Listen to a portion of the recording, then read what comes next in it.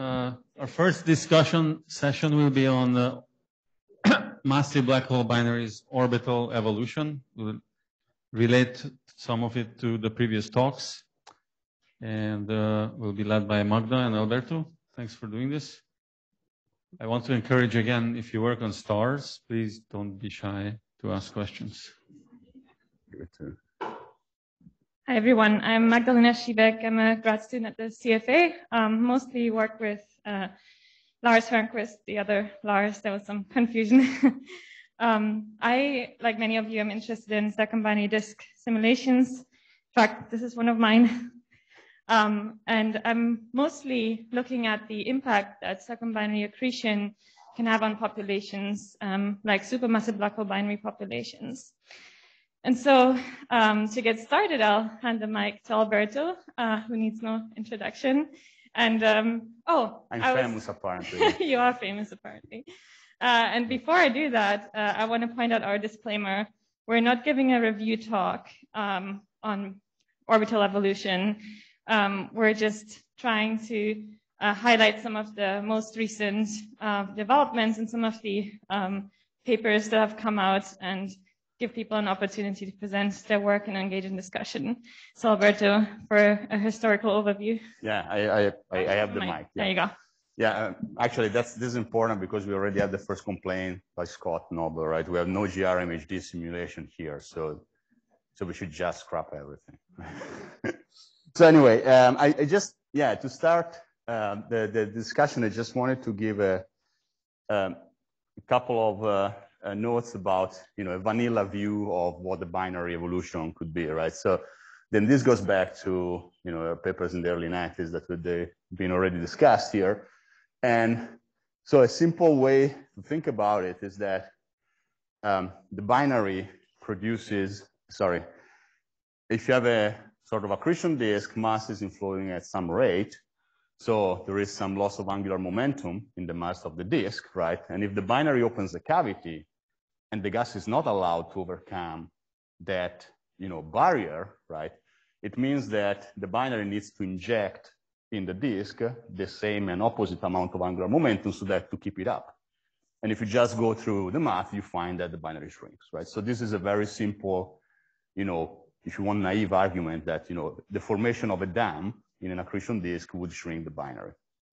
So that's, the standard, let's say, simple view of this.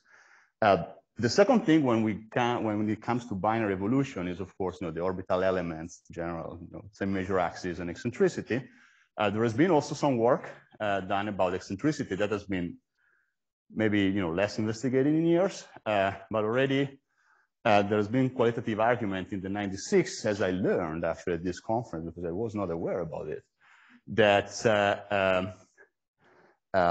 there might exist a limiting eccentricity in the sense that small eccentricity binaries should grow their eccentricity, and that has been observed already in studies and simulation by many people, including Armitage and Nathan in 2005, Quadra 2009. But if you are too eccentric, right, because of this impulsive argument that was put forward a couple of weeks ago, the eccentricity actually should drop. So there should be a limiting eccentricity for evolution of a binary in a circumbinary disk. And this was found in some simulations in the like 10 years ago by Rödiger and collaborators. And it's been investigated further later on. So this is like the two, let's say, starting points, right? And then in the last few years, there have been a extravaganza, bonanza of new simulation and new results. And so where that, has a lot of implication for this picture and change it in many ways. And so we want to take it from there. And the first point we want to discuss, I think it's maybe the binary, the Semimajor axis evolution, expansion or contraction is a bit more controversial. So maybe we start with eccentricity, which might, take less time of the discussion. Yeah, so to kick it off, I want to ask either Dan or Paul to explain this plot to us. This is a plot that explains the steady state eccentricity in binaries. So either of you.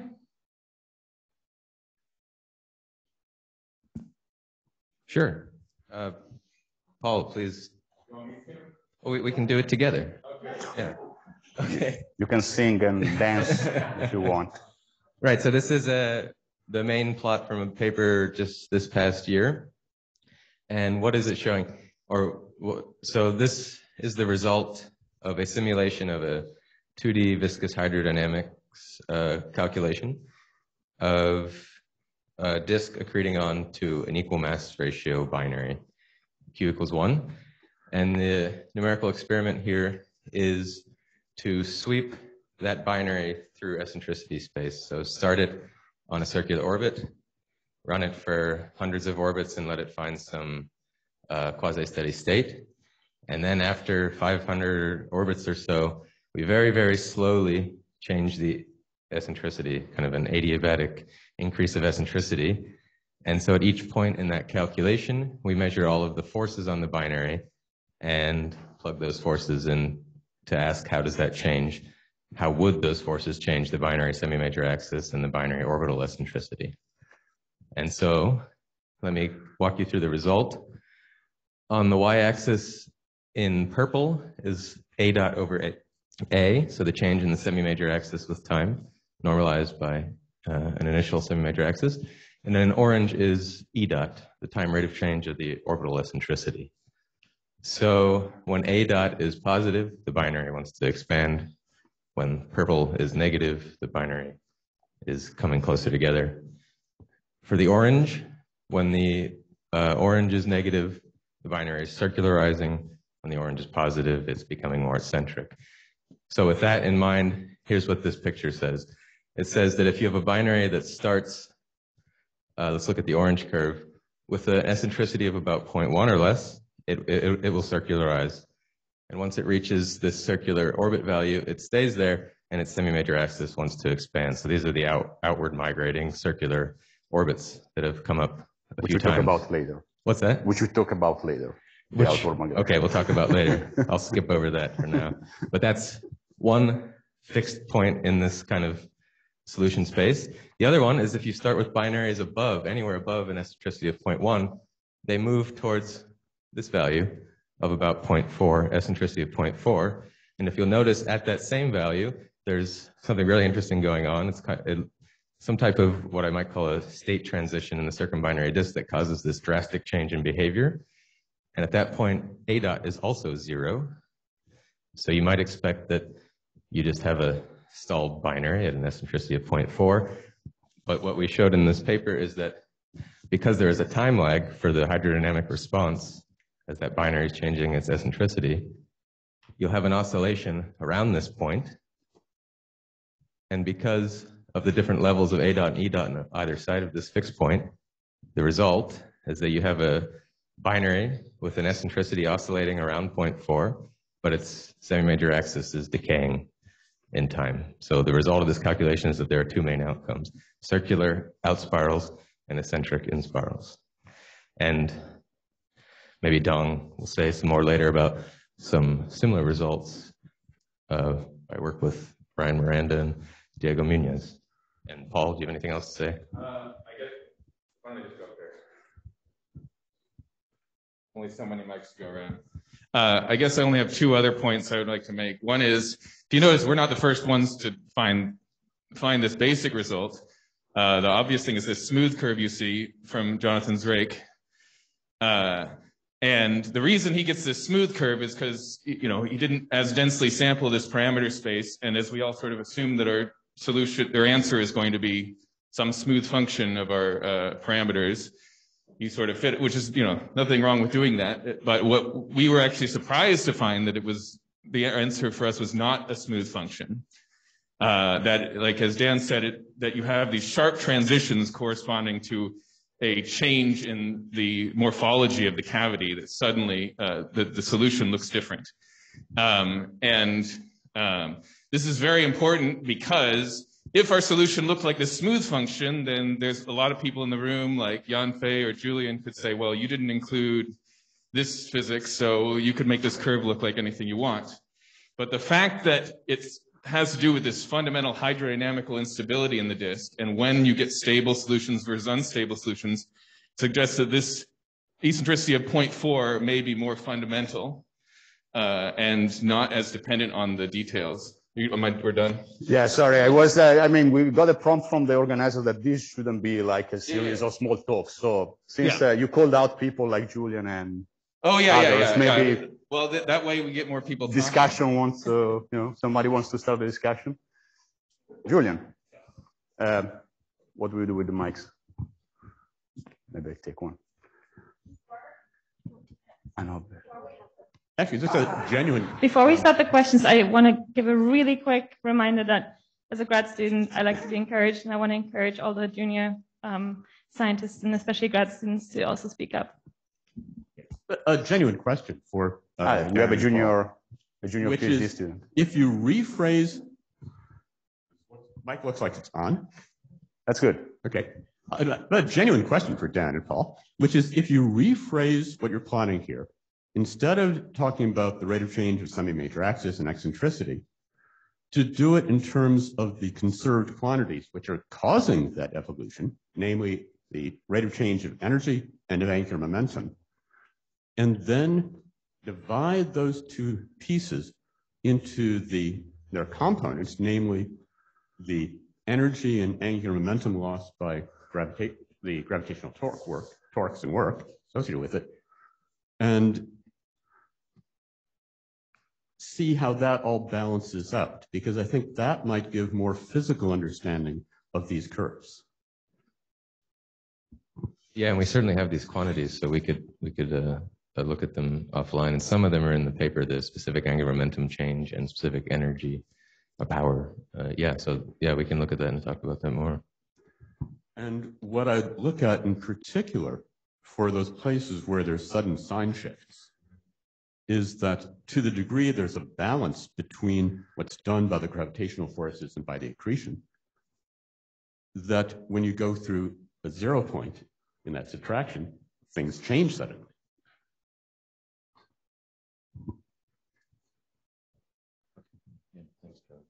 Thanks, Julian. So, are there any more questions on this? If not, I'll have the last one.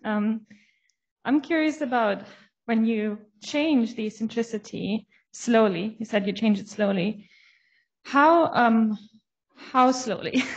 So what I mean by this is when you change the eccentricity, it changes the morphology of the disk and the cavity, like I think you pointed out.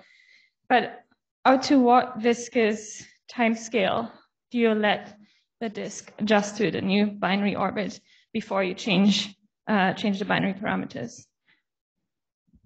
Well, I can say a few things quickly. One is that how slowly we tested just practically the same way you would do a resolution study. We slowed it down further and further. And then we tested by running single eccentricity runs. So those dots on the curve are for just a single eccentricity. And they match up. And so you can say the sweep is slow enough, except for possibly one place around eccentricity of 0.1 to 0.2, where we find the result in the sweep is actually dependent on the direction. So there's something interesting there to understand. And Paul maybe has another point. I'm not sure. What, Catherine? No, okay. This is a quick sort of comment on that. I think the other thing is that I think the Munoz et al. Simulations that are shown on there were individual eccentricity runs at fixed eccentricities. The fact that those agree seem good. And then there's a question online from a non-senior person. So, Haiyang, we want to go ahead? Oh, thanks. Actually, my question is quite the same as the previous briefs. How slow does this eccentricity changes? Because I think even for the longest slowly varying eccentricity runs, the viscous relaxation radius is only around 3 or 4, not boundary separation. Is that right? Yeah, so numerically, there is one thing you could do is you increase eccentricity 2.9, and then you decrease it back 2.1. Yeah. Will recover the curve. So that's time reversal.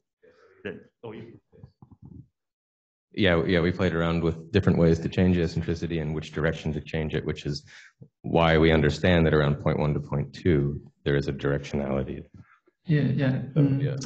The thing I'm curious about is because my research is actually that use the same method, and I double the relaxation time, let's say, the time for changing eccentricity. In my case, it's beta, and found this curve is actually a bit smoothed. Perhaps you can check some value like eccentricity equals to 0.35 of sorts, because it seems there are space that it can still be smoothed. So, sorry, did you say you ran the same kind of sweep in eccentricity? I ran this same sweep through beta because my sweep is through the space of thermodynamics. So, okay, but not in eccentricity in a cooling parameter. Yeah, it's cooling. So it might be a different disk response in that parameter. But maybe Jonathan Zerke has something to say about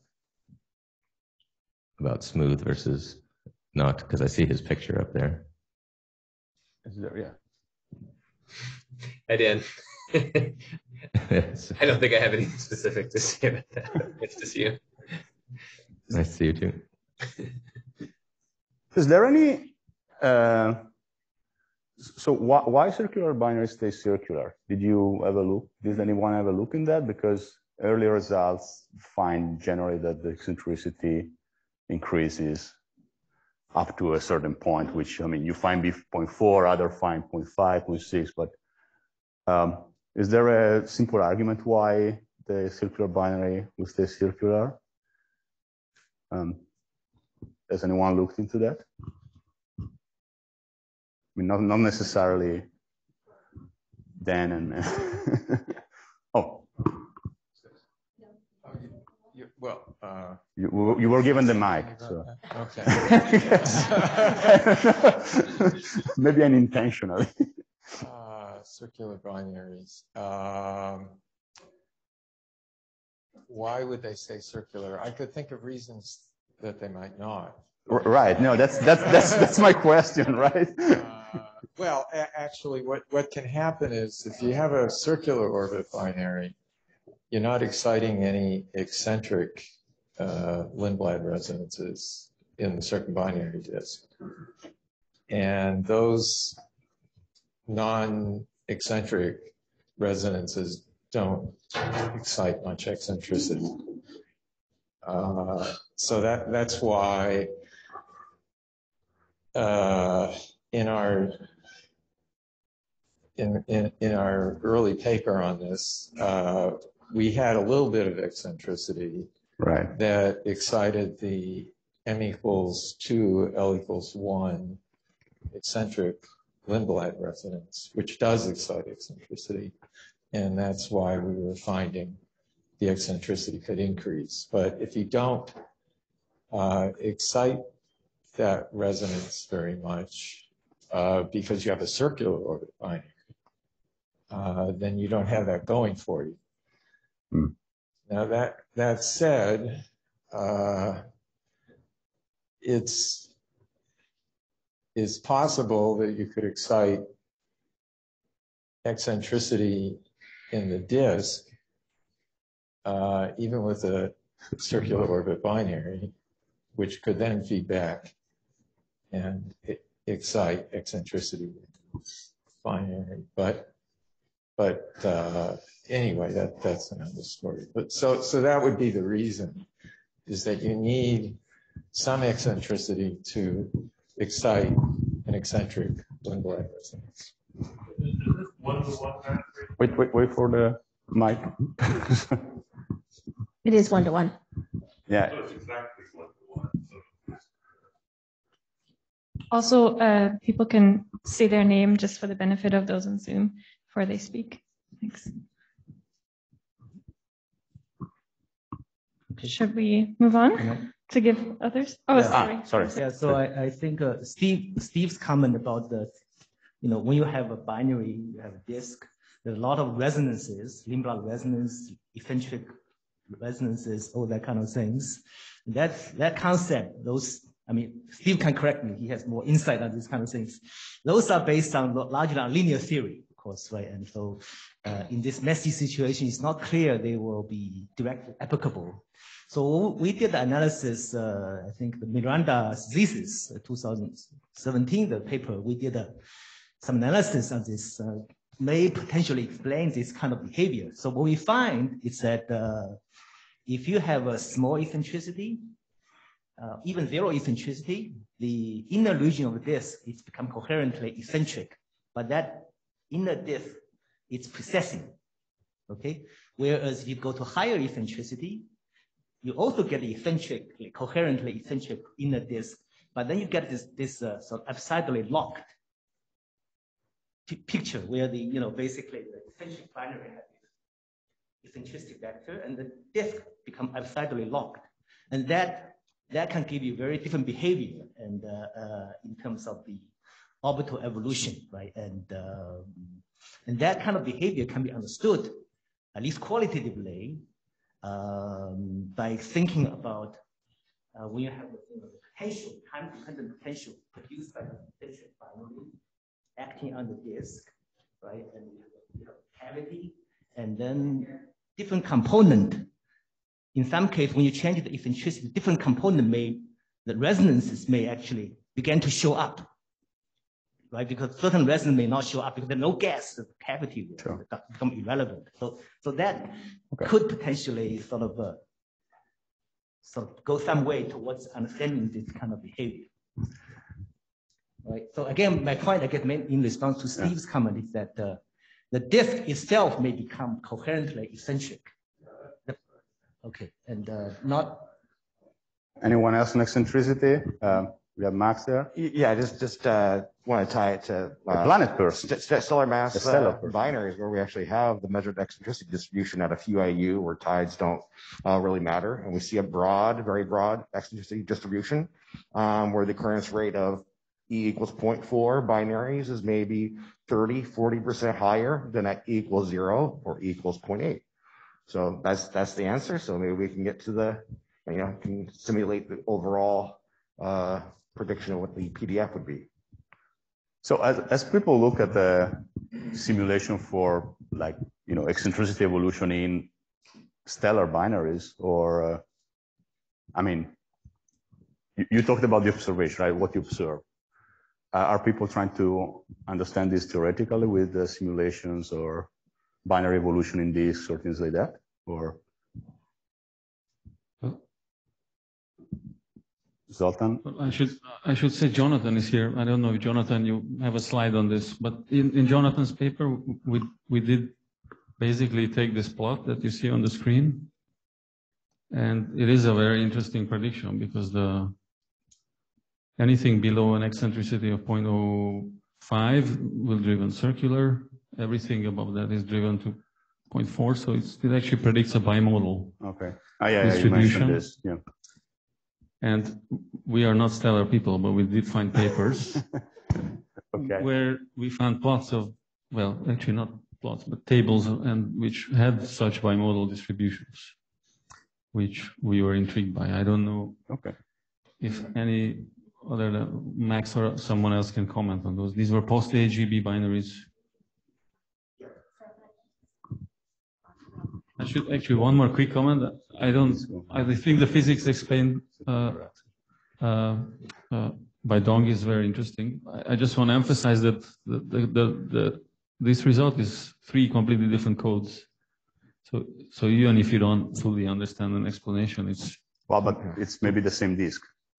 Same disk, but I think it was Aripo, Disco, and so how this change with the properties of the disk, Mach number, circularization below E of 0.05, I think, is at least numerically robust. Yeah, as it is the widening of the binary for H/R equal 0.1, but whether that's representative of all what happened in all disks is much more questionable, which I think brings us to the next topic. Unless there is any, sorry. Maybe we do Max and Sterl and then, and a couple of lines and then we close on eccentricity because otherwise. Quickly, the bimodal eccentricity distribution is when you throw in tidally circularized systems plus non-tidally circularized systems. So that's where you get the bimodal distribution from.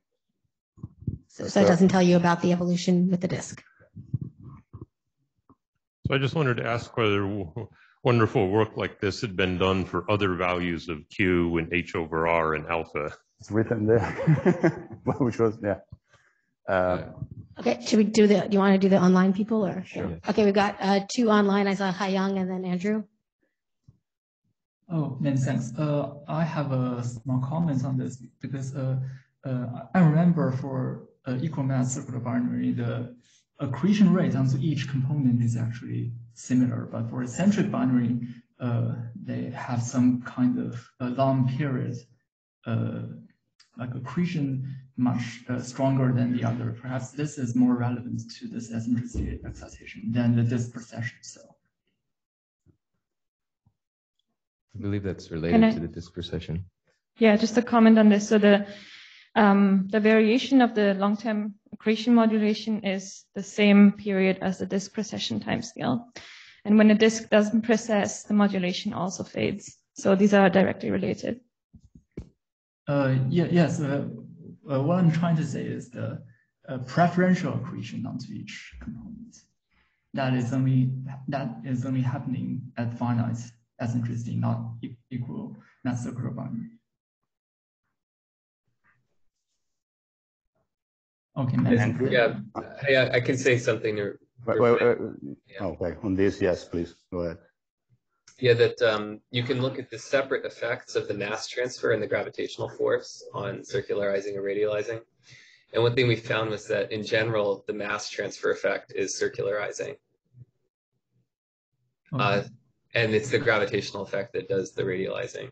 So I think where you want to look is in the distribution of mass around the binary in orbital phase, because certain positions in the orbital phase have a tendency to radialize the binary, and other positions in orbital phase have a tendency to circularize. So you want to look at the mass distribution in terms of like where you want to pull gravitationally relative to the binary semi-major axis to excite or dampen eccentricity.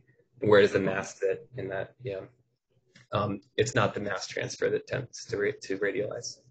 But actually, a preferential accretion affects the size of mini-disk, and which is a large portion of torque density profile. Is that right? So we have, yeah. So we have maybe last comment from Andrew.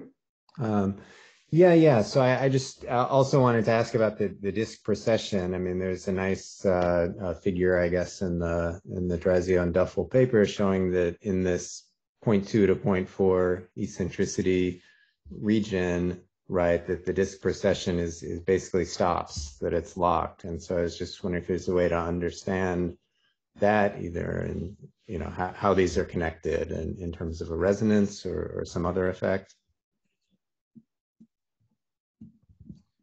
I might say one thing about that. In the paper Dong just mentioned with the Miranda, one piece of analysis, well, maybe you can just say the analysis so they looked at this eccentricity driving equation in the disk and had two kind of eccentricity growth terms based on resonances in the disk, and found that these perhaps did not operate so strongly in that 0.2 to 0.4 regime. Now, I think one question I have is, are these the only eccentricity driving factors in that equation? When, for example, in some previous work by Jiming Shi, Krolik, Steve Lubau, they found that you can, using the same eccentricity equations, drive the correct eccentricity profile from stream impacts rather than resonances. So I think it's still a question to be asked. Maybe Dong.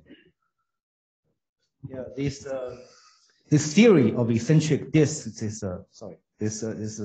based on this Golden Ogilvy's this kind of theory analysis. There's a bit of uncertainties in terms of how you incorporate viscosity in that theory. So I agree with your assessment in terms of.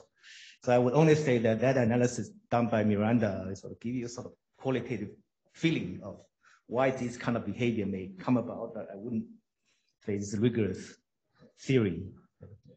Maybe on this note, we can move. We have 15 minutes left, maybe a bit less. We can move on. Orbital evolution. Sorry. This was it. Yeah, orbital evolution. So actually, maybe here I apologize with people before you take over, because we won't have time to go through the slides that you all sent. So we'll just probably discuss, well, I have we can put up a few slides if necessary, but. Okay, so I think the first slide that we have is Chris Tide. I'm not sure if Jonathan is there to present, but Chris, yeah, Mike, there you go. Maybe we can use this for general introduction, general discussion point, right? Because it's essentially, yeah. Okay, it looks like we lost some of the tech, but that's okay. So this is a result that, no worries. It was just explaining some Mach number stuff. So this is result looking essentially at change in binary migration rate as you vary the thickness of the disk. So the point I was just making is this Mach number is essentially inversely proportional to the thickness of the disk. And much of the simulation work that was done on this was done for an H/R, or disk aspect ratio of 0.1. So this comparatively warm or thick, Mach number of 10, you get binary out spiral. But we did is we looked at kind of systematically thinner and thinner disks and higher Mach numbers, and we found this kind of monotonic change in the binary migration rate, where it switches sign for us around Mach 25, and actually switches to in spiral for thinner and colder disks. And this is kind of interesting because if we're thinking specifically about supermassive black hole binaries embedded in EGN-like accretion disks, we expect this Mach number to be something like 100 or 1,000. And I will also be talking about this more in more detail this afternoon, so I don't think we need to go on it too long. But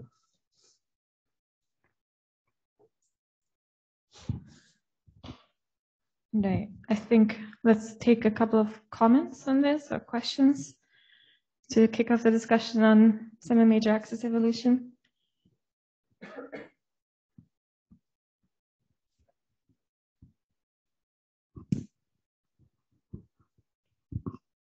Matthew Bate, you know some of my thoughts on this, but can I just ask, is there a difference between whether you have mini disks or not? So if you have accreting objects that are black holes that are so big with respect to the semi-major axis that you don't get a mini disk, do you get the same evolution or not? And if not, what's the difference?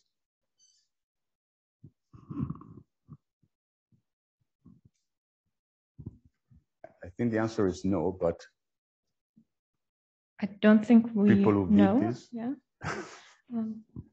but maybe someone does know. So I thought the answer to this was fairly clear, right? That if you exclude or include the interior disks, you do get very different answers because the torque is often in the opposite direction from the inner disk. But can I make a comment about this? So I think one of the reasons you might not get many disks is if you have very thin disks, and then the morphology of the cavity edge also changes. And I don't think we've established whether the dynamics in that case favor positive or negative torques, unless we extrapolate from Chris's models.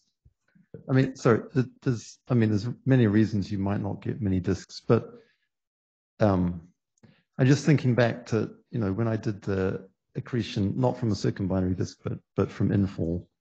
As I pointed out yesterday, we got very similar results for the gaseous case if we assumed that, when we ran, it was just ballistic particles, so no gas pressure, no viscosity, etc. We got basically the same orbital evolution just using ballistic particles if we assumed that when they hit the Roche lobe, they were accreted at that point. And that basically gives the same results when you do gas, but have smaller accretion radii.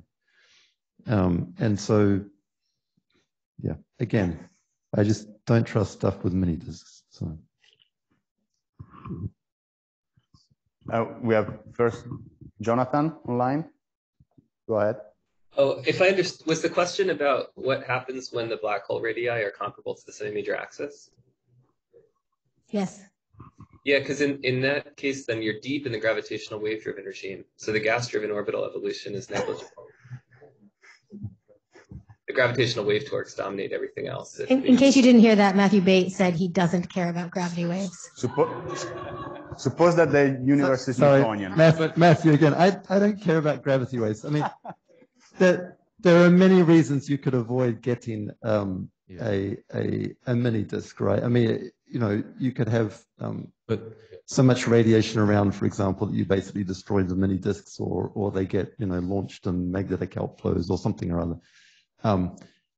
And because I work in stars, I don't do GR, so you know, I have great respect for people who do GR, but yeah, I'm not thinking about gravity waves here.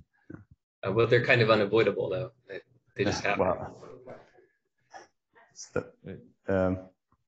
I think that. Do we have someone else other than the usual three? Jeff people? Ryan. Oh, yes, hello. please. Can you hear me? Sure. Great. I just wanted to ask with this, of course, Newton's third law is very important. I've always thought of this sort of fixed orbit integrating torques over the entire volume approach as that we can always work in the limit. You know, we've simplified all our physics. We're using sort of radiation or just isothermal. We've simplified all our physics so the gas density is a free parameter, and we can take the limit where the mass of the disk is you know 10 to the minus 30 times the mass of the black holes. And over the course of the simulation, the black holes will not respond to and in that limit, you know, Newton's, you can still sort of this approach of sort of fixed orbits and integrating torques over the entire volume should be the right thing to do. Is that not true? One wants to take this, but Zoltan, you can maybe, or maybe no. Just quick, I think the answer to Matthew's your question is yes, because all the positive torques are from the mini disk. And so everything causes the out spiral is from the mini disk. The countering effects causing in spiral is from further gas further out. So I think the quick answer to the question, yes, the out spiral might go away if there are no mini disks. Don? Yeah, so most of these simulations, at least the top, you know, half of this I'm familiar with, refer to the situation where the gas is coming from far away. By the time gas reaches the binary black hole, right, the local mass of the disk is actually very small, negligible compared to the black hole mass or secondary mass, right? In the star formation context, star binary formation context, this is, I think, most of the orbital evolution is not happening in this phase. I think most of the orbital evolution in the star formation context happens in the case where there's a lot of mass, basically the local mass of the disk is much larger than the secondary mass. So in that case, you know, you get the architecture shaping of the architecture of the binary, you know, orbital decay is happening in that phase, right? So it does not apply to this. This simulation would not apply. So my question, I guess, it's also partially motivated by this claim that this morning by Tamara that dynamical friction is the most important, plays the most important role in making the supermassive black hole merge. So the question is, in the case of AGN supermassive black hole case, what do we think is playing the most important role? What stage is playing the most important role in terms of changing the orbits of the supermassive black hole? Meaning, I mean, I have no problem having this supermassive black hole sort of orbit decay when you have when you have binary embedded in a massive, very massive sort of cloud of gas, right? In that case, of course, you can have orbital decay, right? So I guess my question is, is that a sort of the most, that's the most relevant regime, or do we need this kind of sort of a well-defined problem that we have been simulating? Is that the most what's the most relevant regime? This brings me to this point, actually. Should we really care? But maybe. Wait, before I hand the mic to the GR person, can I ask you to comment also on GR precession, not just like straight up gravitational wave emission, but just like, you know, the precession of eccentricity? All right. Thank you for giving me notice. Let me first question. So the rate of in spiral is determined by the net rate of angular momentum accretion, right? So this J dot net quantity that people are calculating. And it was my understanding that it was in order to get, ensure that you're in mass flow in equilibrium, that this quantity was flat across the range of your domain, extending from the circumbinary region to the black holes. So if that is the case, then if the angular momentum delivered to your black holes is the same out in the circumbinary disk, it has to match, where's the contribution from the mini disks? I'm a little, I guess, puzzled. Like, where is that angular momentum coming from? So who wants to answer this? I think that will also be sort of our last comment, because I think we're out of time, right?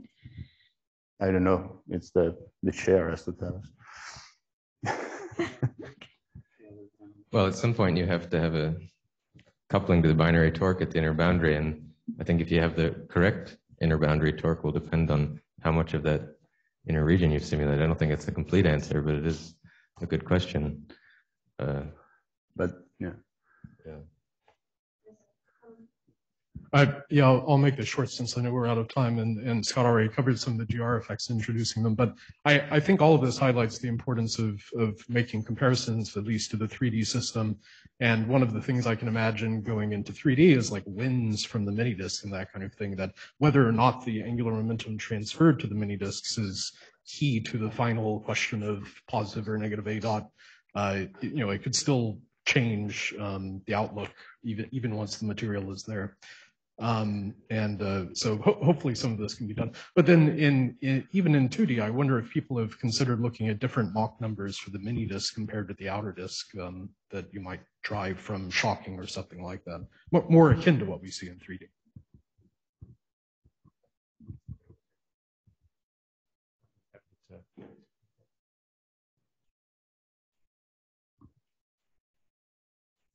You don't have the mic because you're saying something. You just end up with the mic. So we have still Andrew online. Is that Andrew? Right. Yeah. The moderator told me we're out of time, though. Is it? Well, maybe you can get the last comment. Okay. Well, I guess, yeah. So, right. Matthew raised this very provocative point yesterday that fixing an orbit gives disastrously wrong answers. Maybe I'm only slightly exaggerating. And I think we just heard, and I missed who asked the question, the very good counterpoint that is valid in a limit of low disk mass. So it seems like those two views can't both be right. Either it's a valid limit in the low disk mass case, or it's completely wrong. I don't know, maybe this is not a quick comment, but I'd like to, I'm curious what others think about a resolution to this pretty basic question. Well, for that, maybe I can just advertise my, Alessio Franchini simulation and Alessandro Lupi, that we did essentially roughly the same problem with live binaries and high resolution in the cavity. So the binary is live, it responds to the torques. And we also find a bit of, expansion for these parameters. So, an apple-to-apple comparison has not been made, but the qualitatively the result is the same. What? One more comment from Jeff. And then we close. Yeah, I can, two quick comments on both of the last comments. On whether or not to fix the binary, one thing that we found important is that the sync terms you use in the mini disk to put momentum onto the binary and remove momentum from the gas is that it may be important to make sure that you aren't anonymously sort of spinning up the central objects instead of putting orbital angular momentum to them. And depending on how you formulate these sync terms, you will put momentum either into the orbit of the binary or into the spin of the binary members. And it's important to differentiate between the two because it will affect sort of consequences of it. It has a small effect, but it does have an effect on the consequences for torques and things and the structure in the mini disks and things like that. And on if people have tried with different Mach numbers and things in the mini disks versus the cavity, we've done some simulations that sort of kept sound speed constant as opposed to the sort of standard sound speed goes like the square root of the potential. And so that does have sort of different temperatures for the mini disk concavity. And we found sort of the behavior sort of tracks the same trends so long as you sort of normalize to the sound speed, a fiducial sound speed of the cavity wall. It sort of is in line with other approaches. Okay, so I think that brings us to the end, right? Sultan? Yes. Do you agree? Are you with us? There's a lot of interesting things there. All right, yeah. Maybe we shouldn't have. No, there's a lot of interesting bullets, but I think time is pressing. We should move on to the next discussion. Thank you all for contributing. Yeah, thank you.